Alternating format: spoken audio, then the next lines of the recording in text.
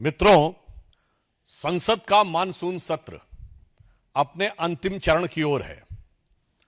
सत्र के उपरांत भारत अपनी स्वतंत्रता के 80वें वर्ष में प्रवेश करने जा रहा है, परंतु उसी के साथ साथ जो कुछ सदन में इस सत्र में घटित हो रहा है वो निश्चित रूप से लोकतंत्र के लिए एक गंभीर चुनौती के रूप में सामने आ रहा है।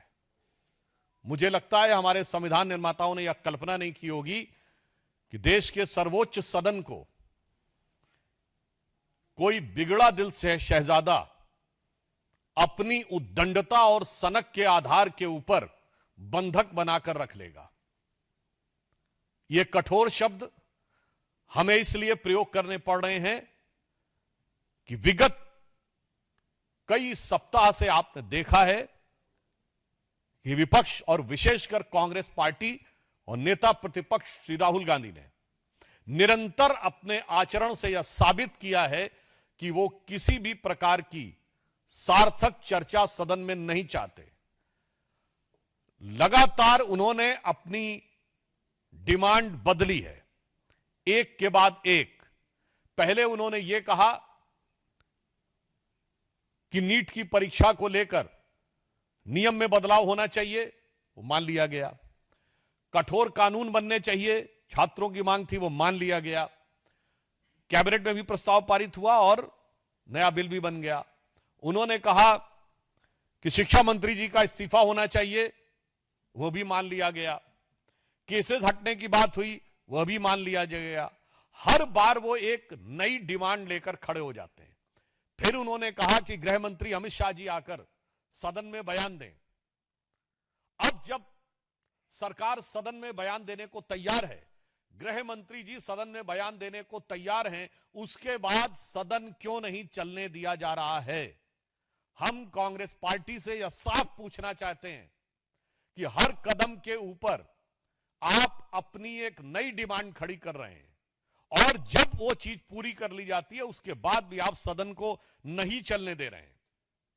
और इससे पूर्व भी सदन में ऐसे अनेक अवसर रहे हैं कि जब अंतिम जवाब दिया जाता है किसी भी विधेयक पर तो कांग्रेस पार्टी भाग खड़ी होती है।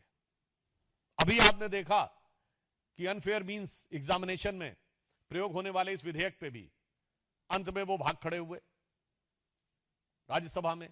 वहां से लेके कितने ही ऐसे बिल थे जिनके के ऊपर, मतलब वहां से शुरू करिए, जब अविश्वास प्रस्ताव आया था पिछले में, प्रधानमंत्री जी का जवाब नहीं सुना, भाग खड़े हुए। मणिपुर के ऊपर प्रधानमंत्री जी का जवाब नहीं सुना, भाग खड़े हुए। तो आज हम कांग्रेस पार्टी और राहुल गांधी जी से कहना चाहते हैं, गृह मंत्री जी सदन में आकर हर विषय का बिंदुवार उत्तर देने को तैयार हैं, आप भागिए मत। बहुत स्पष्ट रूप से हम यह कहना चाहते हैं, आप सदन से भागिए मत। और इस समय विशेषकर जिस प्रकार का आचरण राहुल गांधी दिखा रहे हैं, उनके लिए मैं एक पंक्ति कहना चाहूंगा कि होंगे राजे राजकुंवर ये बिगड़े दिल शहजादे, और एचएम पीएम जब जब बोले तब ये सदन से भागे। तो अब मैं कहना चाहता हूं, कई बार आपका इतिहास है भागने का, हम आपको चुनौती देते हैं, आप डरिए मत, भागिए मत और सुनिए। सदन में आपको सुनना चाहिए और रांची में जाना चाहिए, मगर रांची जा नहीं रहे, सदन में सुन नहीं रहे। रांची में छात्रों के साथ अनुशासित, मर्यादित आंदोलन करने वाले छात्रों के साथ जो पूर्णतः गैर राजनीतिक आधार पर अपनी सामान्य समुचित मांगों के लिए संघर्ष कर रहे हैं, उनके साथ जो व्यवहार हो रहा है उसके ऊपर जहां भारतीय जनता पार्टी ने झारखंड बंद का आज आह्वान किया है, वहीं राहुल गांधी जी के कान पूरी तरीके से बंद हैं। रांची के छात्रों की गूंज उन्हें सुनाई नहीं दे रही है, क्योंकि उनके कान में लेफ्ट साइड के जो ईयरफोन है वो दोनों तरफ लगे हुए हैं और उसकी ट्यूनिंग जो एब्रॉड से होती है, इतनी लाउड ट्यूनिंग हो रही है कि रांची के छात्रों की गूंज उन्हें सुनाई नहीं पड़ती है। और इसलिए यह भी साफ हो जाता है कि सिर्फ राजनीतिक आधार पर ही छात्र हितों से उनका कोई लेना देना नहीं है, केवल शुद्ध राजनीति करनी है और संसद के सदन को अपनी सनक और उद्दंडता का बंधक बनाकर रखना है। संविधान निर्माताओं ने कल्पना नहीं की होगी कि नेता प्रतिपक्ष जैसे गरिमापूर्ण पद पर, जहां इवन इनसे सीनियर नेता खड़गे जी राज्यसभा में है, पिछली बार अधीर रंजन चौधरी थे लोकसभा में, तब ऐसा सीन देखने को नहीं मिलता था। उससे पूर्व याद करिए स्वर्गीय सुषमा स्वराज जी, अरुण जेटली जी, इवन अटल जी की सरकार के समय में सोनिया जी और डॉक्टर मनमोहन सिंह, उस समय क्या कभी ऐसा दृश्य देखने को मिलता था? नरसिम्हा राव जी की सरकार में अटल जी और अडवाणी जी, तब कभी ऐसा सीन देखने को मिलता था? तो यह भारत के लोकतंत्र के लिए आज राहुल गांधी जी का आचरण एक चुनौती बन के खड़ा है। और यदि लोकतांत्रिक व्यवस्था और संवैधानिक व्यवस्था पर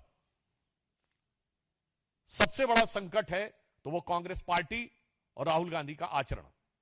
इसलिए हम एक बार फिर उनसे कहना चाहते हैं, राहुल जी भागिए मत, भागो मत, डरो मत और कान खोलकर गृह मंत्री जी का जवाब सुनो। मगर आप सबने देखा है कि ये सत्र के दौरान सदन से भागते हैं और सत्र के बाद विदेश भागते हैं। इसलिए मैं उनसे कहना चाहूंगा कि यह स्वाभाविक है कि आप सत्र के बाद एक बार पुनः विदेश भागेंगे, पर विदेश भागने से पहले इतनी हिम्मत जुटाइए, इतना साहस जुटाइए कि गृह मंत्री अमित शाह जी का वक्तव्य सुनकर जाइए। धन्यवाद। एक सेकेंड अब हम लोग क्वेश्चंस लेंगे। बताइए, बोलिए सर।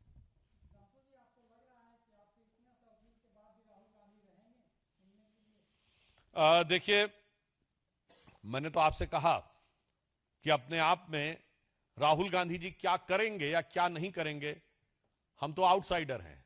मुझे लगता है कि यदि आप कांग्रेस पार्टी के अध्यक्ष से भी पूछें तो भी शायद वो ना बता पाए। और तो और अगर आप राहुल गांधी से भी पूछें कि कल आप सदन में क्या करेंगे, तो मुझे इस बात का संदेह है कि एआई और जेमिनी मिलकर भी शायद ये ना बता पाए कि राहुल गांधी जी कल क्या करने की संभावना रखते हैं। एक करके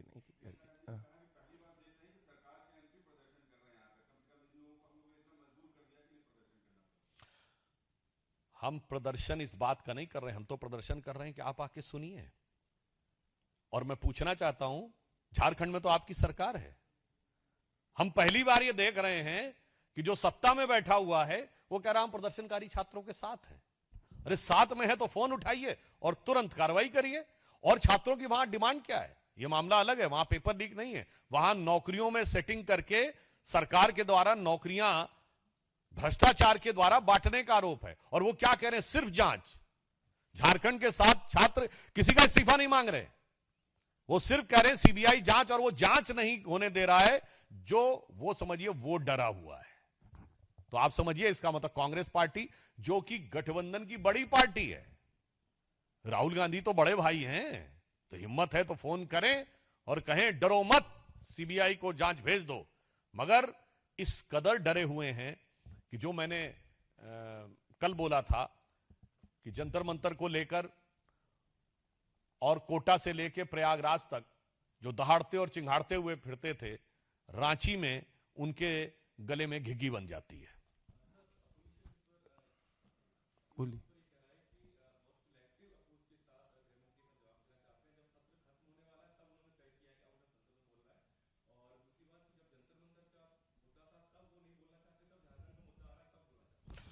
देखिए, पहली बात, सदन की कार्रवाई सदन के द्वारा निर्धारित व्यवस्था से होती है, जो सदन की कार्रवाई बिजनेस एडवाइजरी कमेटी में तय होती है।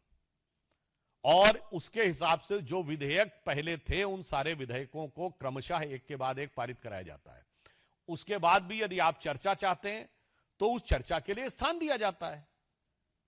जैसा कि संसदीय कार्य मंत्री किरेन रिजिजू जी ने कहा था कि संसदीय व्यवस्था से कार्य चलेगा, जो विधेयक हैं उन विधेयकों पर जिस मंत्री को बोलना है वो बोलेंगे, उसके बाद आप चाहेंगे तो हम बात करने को तैयार हैं। मगर मैं कह रहा हूं, कल था या आज राहुल जी बहस से, सुनने से, सदन से मत भाग। ANI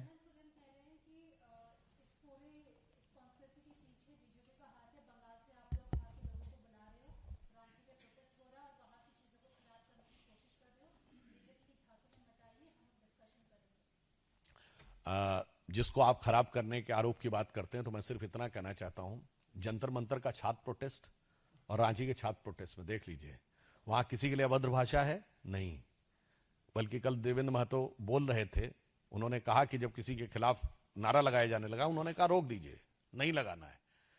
कोई गालीबाजी है नहीं, रीलबाजी है नहीं, किसी के लिए अपशब्दों का प्रयोग है नहीं, और पुनः मैं कह दे रहा हूं, कोई अज्ञात स्रोतों से ऑर्डर करके स्विगी और जोमेटो के द्वारा पिज्जा और बर्गर के ढेर लग रहे हैं नहीं, रुकने की उत्तम व्यवस्था हो रही है नहीं, इसके बावजूद किसी के हाथ में पत्थर हैं नहीं, पुलिस वालों को धक्का दिया जा रहा है नहीं।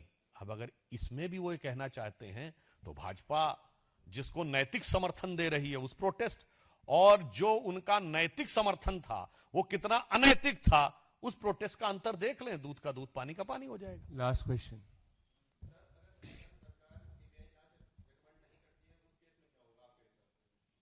मुझे लगता है ये झारखंड सरकार के लिए और उससे अधिक कांग्रेस पार्टी के लिए और उससे अधिक